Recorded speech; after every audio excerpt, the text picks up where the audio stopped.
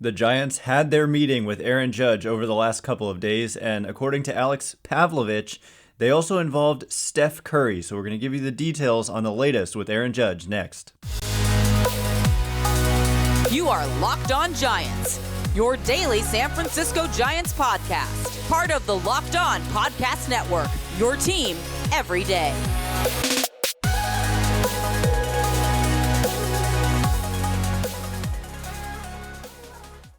Hello and welcome to Locked On Giants, part of the Locked On Podcast Network, where it's your team every day.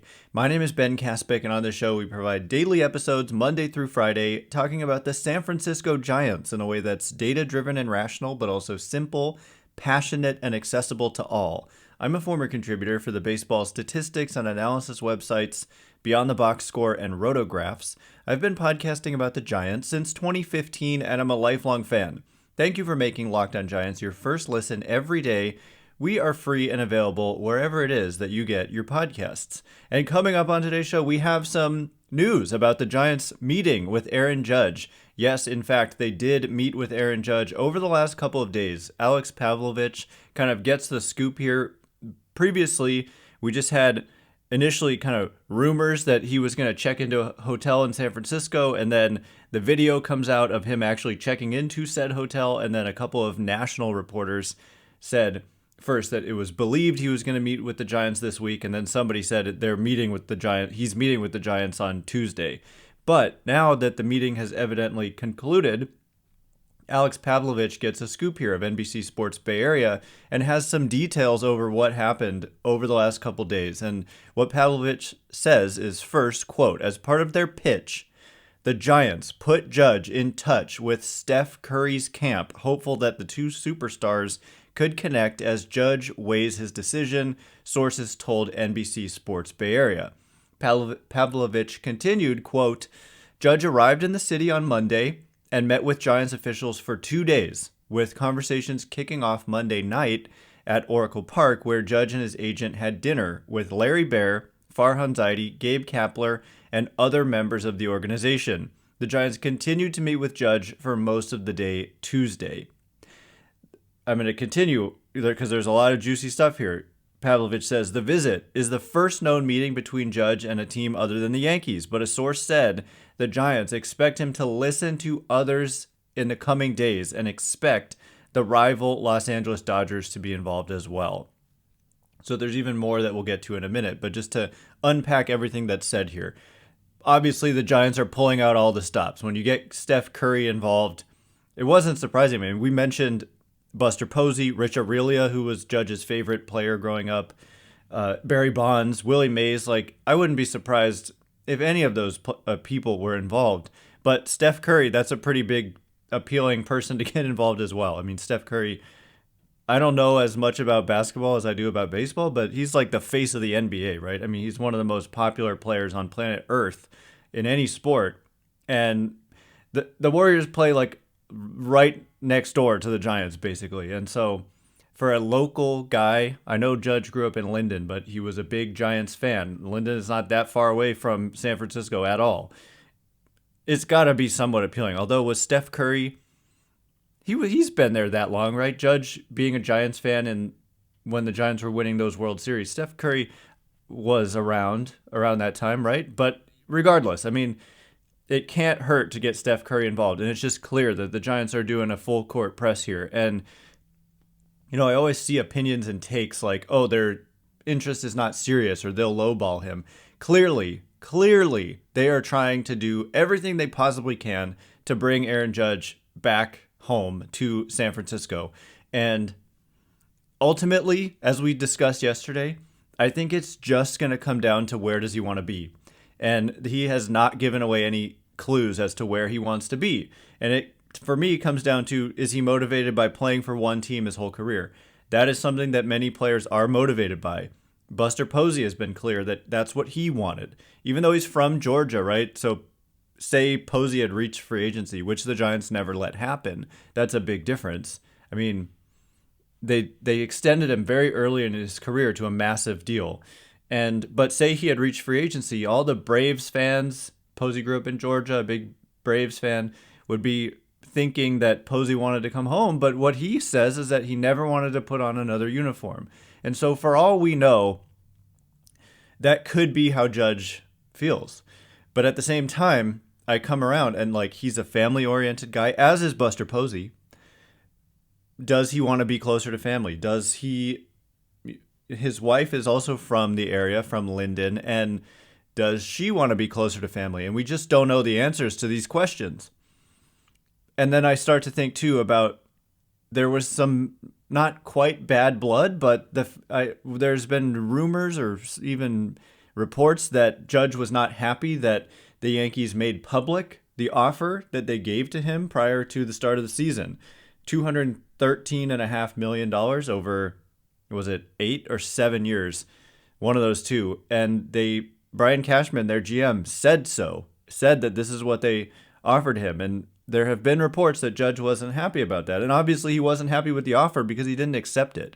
And also there's been reports that the Yankees were just a little bit confused because Judge didn't necessarily come out and say, this is what it would take for me to sign on the dotted line.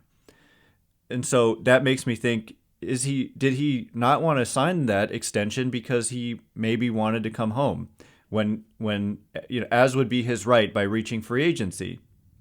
And then there's also the thing, not only did Judge get booed after having an MVP season in the playoffs by Yankees fans, they booed this guy, which Giants fans would never do. And he knows that because he's a Giants fan. Buster Posey had some down years. He didn't always perform well in the playoffs. And he never heard a single person boo for him that was a Giants fan in his whole career. I promise you that. Judge knows it. I know it. You know it. Giants fans just don't play that game. Some guys, very rare exceptions, will get some boos. But certainly not a player like Judge coming off an MVP season in which he hit 62 home runs. It would be unthinkable. And so not only that, like Judge has played for the Yankees this whole time, and they've been ruthless with certain players like Joey Gallo. And when you're, a kind-hearted guy like Judge apparently is, and you hear your home fans just destroy a guy like they destroyed Joey Gallo, maybe that has an impact on you. Maybe it doesn't. Maybe it does. And that's what I'm saying. And so I truly believe, and I think that my take here is rooted in fact and not fantasy, that the Giants will make him an offer that is satisfactory if he wants to be here. It's just going to come down to where does he want to play. I really don't, even though they mentioned the Dodgers here, it's possible, but I think it's way less likely than the Yankees or the Giants. And there are going to be other teams involved, but it really does seem, again, crazier things have happened, but it seems like it's either the Yankees or the Giants. That's how I see it. That's how the industry sees it. And I don't see the Dodgers, they're not in a position where they're desperate enough for Judge to make an offer that might, an 8, 9, 10-year offer for a guy who's already 31. I just don't see them doing that. I think they'll go shorter term, higher average annual value, and Judge will just simply be able to get more money from the Yankees or the Giants. This is how I see that playing out. There's plenty of really good talent out there. The Dodgers could just sign Trey Turner and be maybe better off because it wouldn't, I don't know. I just don't see the Dodgers as that big of a threat, but it's always possible. So coming up in just a minute, we'll continue to break down a couple more quotes from this article, talk about what Jock Peterson is doing to try to recruit Aaron Judge to the San Francisco Giants, and much more. And we'll get to that in just a second. But before we do, this episode is brought to you by Simply Safe. If you've thought about securing your home with home security but have been putting it off, you're going to want to listen up, because right now, Locked On Giants listeners can order the #1 rated Simply Safe home security system for 50% off. This is their biggest offer of the year, and you won't want to miss it. I use it myself, and I love it, and my favorite part is the simplicity of the app. I think we all know, a lot of times you might have a great product, but if your app isn't easy to use or if it's buggy or whatever, it can just be a huge turnoff and letdown. But that is not the case with Simply Safe, and my favorite part is just being able to, wherever I am, could be in another country, click on the app, open up crystal clear HD quality cameras of my own home, and check in on everything that's going on or not going on, and for that peace of mind when something's not going on. But in an emergency, 24/7 professional monitoring agents use Fast Protect technology exclusively from SimpliSafe to capture critical evidence and verify the threat is real, so you get priority police response. Don't miss your chance to save big on the only security system that I recommend. 50% off any new SimpliSafe system at simplisafe.com/lockedonmlb. Their biggest discount of the year, so don't wait. That's simplisafe.com/lockedonmlb, and there's no safe like SimpliSafe. All right, as promised, more to get to from this Aaron Judge bonanza. I mean, really, it's not that surprising if we take a step back and get objective about it, he's just simply meeting with an interested team. But what makes it so compelling is that it's not hard to imagine that the Giants are not just an interested team, but that Judge is interested in them. And that is what's been perhaps the deciding factor with a lot of the players over the years that have chosen not to come here, is that maybe the Giants really want them. Think Bryce Harper in 2018-19, but did Bryce Harper really want to be here? And it's hard to convince hitters to come here. And I mean, pitchers, it's much easier, but for hitters, it's difficult. But Judge, obviously local, and you pull on the heartstrings a little bit with Steph Curry, and we really have no idea who else was involved. It wouldn't surprise me if those other guys were as well. Mays, Aurelia, Bonds, and Posey. I would imagine there's some involvement to some degree with at least a couple of those guys. Anyway, thanks again for making Locked On Giants your first listen today. For your second listen today, check out Locked On Sports Today. From the games that matter the most to the biggest stories in sports, go beyond the scoreboard and behind the scenes with the local experts and insights that only Locked On can provide. Locked On Sports Today, available on this app, YouTube, and wherever you get podcasts. So yes, there's a little more to this piece by Alex Pavlovich, who adds, quote, "The Giants have other holes to fill and have been in touch with the agents for free agent infielders, center fielders, and starting pitchers. Their plan B is the top of the loaded shortstop class. But Judge is their focus right now, and they're said to be pulling out all the stops to make a compelling pitch." So again, not particularly surprising. And if plan B is the top of the shortstop class, I mean, this is, maybe I'm hesitant to quite say likely to be, but this is certainly not out of the realm of possibility whatsoever to be just a much more substantial offseason than what you're used to as a Giants fan. They've brought in some really good pitchers recently. Typically, you didn't necessarily know what you were getting. Rodón obviously had the upside, but there was some injury concern, and then he was great. Kevin Gausman was initially brought in on a cheap one-year deal, and I mean, like $9 million for 1 year. So and then he ends up reinventing himself and then getting $100+ million from the Blue Jays. But just to land a superstar offensive player, they really haven't done that since Bonds, right? Since Barry Bonds. And there's a lot of parallels with Judge and Bonds in this situation. So it's going to be fascinating.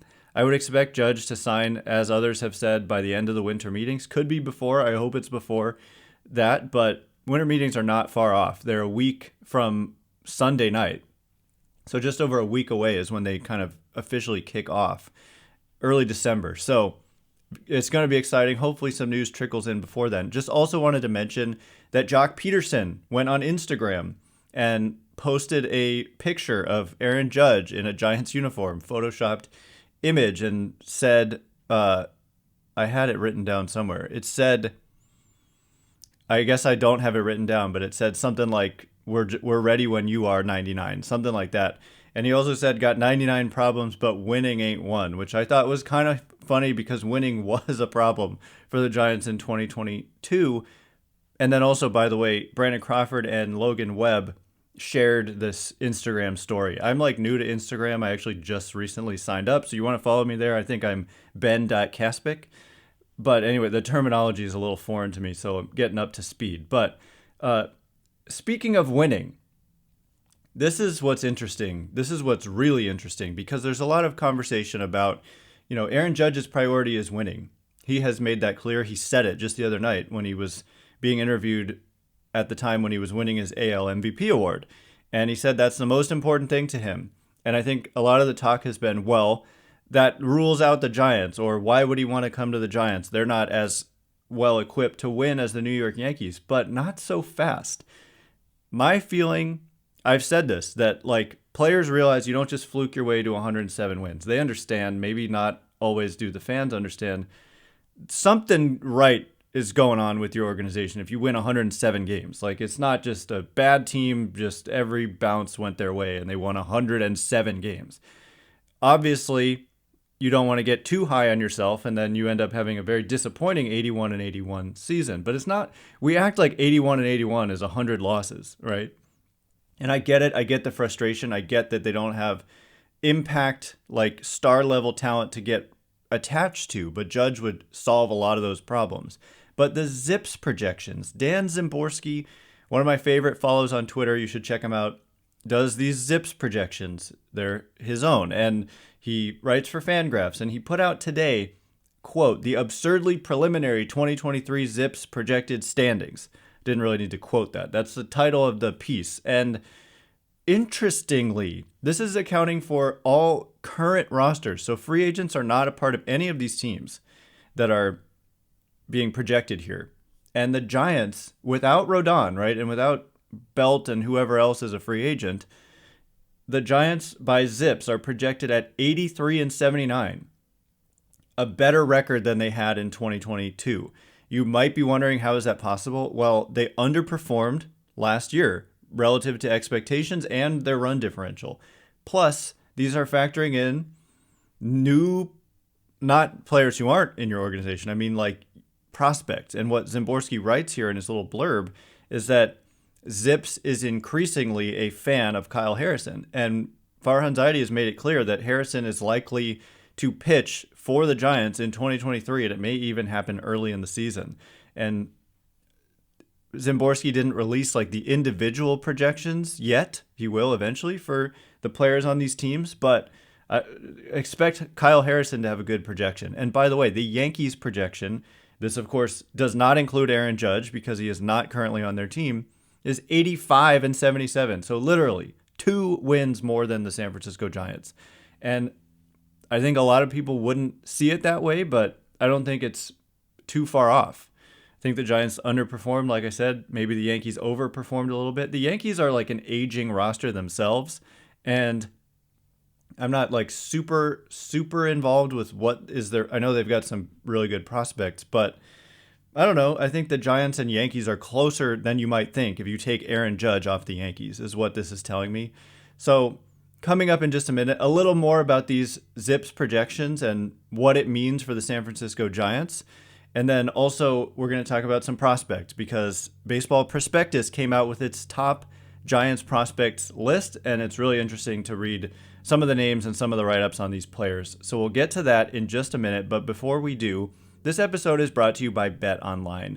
BetOnline.net is your number one source for sports betting info, stats, news, and analysis. Get the latest odds and trends for every professional and amateur league out there. From football to basketball to soccer and esports, we really have it all at BetOnline. Not to mention the MLB offseason, which is really my focus. I know a lot of you might want to, with these sports in full swing, with baseball and basketball and the World Cup and all that, check out what they have there. But for me, I find it really interesting to check in on the odds for where these free agents are going to land. And initially, like, for example, a great betting opportunity, when they came out with the Aaron Judge odds of his next team, the Giants were like a distant 9th or so on the list of teams, assuming he left the Yankees. And I said, that's crazy. And I hope some of you took that bet. Let me know if you did.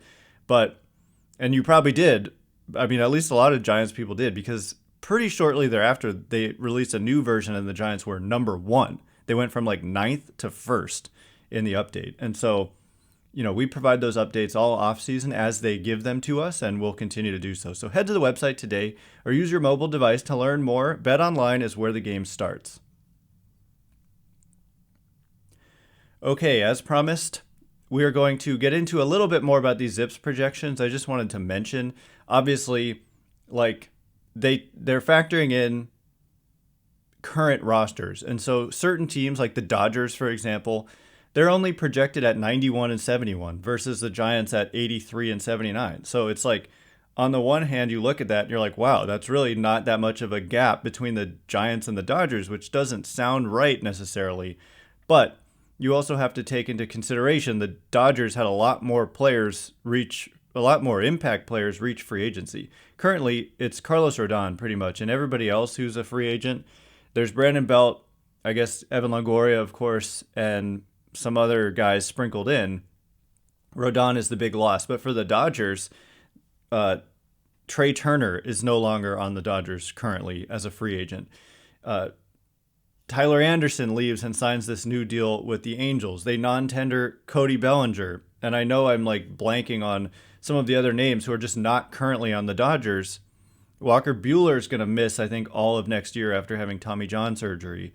And so they're going to make moves. So they're 91 wins projected now, but they're going to make some moves. But at the same time, Giants 83 wins projected right now, and they're also going to make some moves. And so I think that it's likely, and we've heard this, Alex Pavlovich basically said it, Susan Slusser of the SF Chronicle essentially said the same thing recently in an article as well.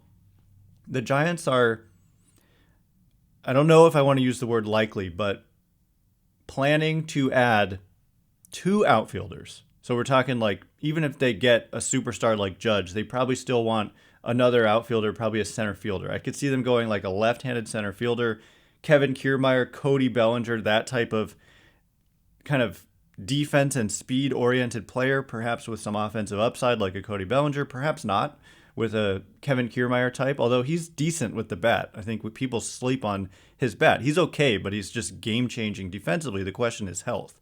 And that's a big question because the Giants can't mess around with unhealthy players again.